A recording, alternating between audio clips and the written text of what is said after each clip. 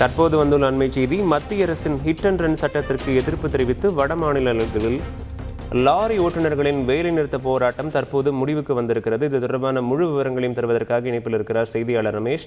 வணக்கம் ரமேஷ். லாரி ஓட்டுநர்களின் கோரிக்கையானது தற்போது நிறைவேற்றப்பட்டிருக்கிறதா? லாரி ஓட்டுநர்கள் தரப்புல வேலைநிறுத்தம் முடிவுக்கு வந்ததுக்கான காரணம் என்னவாக சொல்லப்படுகிறது? இது தொடர்பான முழு விவரங்களையும் பதிவு செய்யலாம்.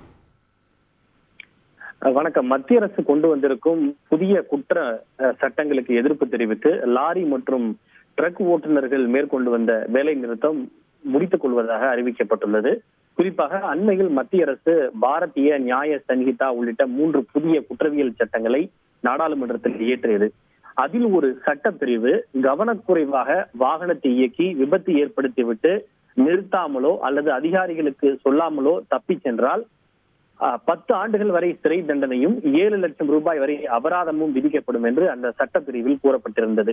இதற்கு முன்பு இந்த குற்றங்களுக்கு 2 ஆண்டுகள் மட்டுமே சிறை தண்டனை என்று சொல்லப்பட்ட நிலையில் புதிய சட்டத்தில் 10 ஆண்டுகள் என்று விதிக்கப்பட்டிருப்பதற்கு லாரி மற்றும் ட்ரக் ஓட்டுநர்கள் எதிர்ப்பு தெரிவித்து இன்று மகாராஷ்டிரா, பஞ்சாப், ராஜஸ்தான், குஜராத் உள்ளிட்ட பல்வேறு வட மாநிலங்களிலே வாகனத்தை நடு சாலையிலேயே நிறுத்திவிட்டு அவர்கள் வேலைநிறுத்த போராட்டத்தில் ஈடுபட்டனர். இதன் காரணமாக சில அத்தியாவசிய பொருட்களுடைய விநியோகம் பாதிக்கப்பட்டது. குறிப்பாக பெட்ரோல், டீசலுக்கு கூட தட்டுப்பாடுகள் ஏற்பட்டதாக தகவல் வந்தது.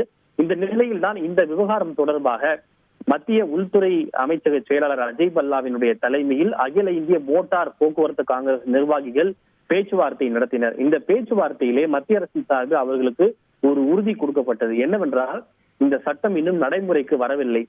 இது நடைமுறைக்கு கொண்டு வருவதற்கு முன்பாக இந்த அகில இந்திய மோட்டார் போக்குவரத்து காங்கிரஸ் நிர்வாகிகளுடன் கலந்தாலோசனை நடத்தப்பட்டு அதன் பிறகே இறுதி முடிவு எடுக்கப்படும் எனவும் இந்த சட்டப்பிரிவு நிறுத்தி வைக்கப்பட்டிருப்பதாகவும் மத்திய அரசின் தரப்பில் உறுதி கொடுக்கப்பட்டது. அந்த உறுதியை ஏற்றுக்கொண்ட அகில இந்திய மோட்டார் போக்குவரத்து காங்கிரஸ் அமைப்பினர் தங்களுடைய போராட்டத்தை முடித்துக் கொள்வதாக அறிவித்துள்ளனர்.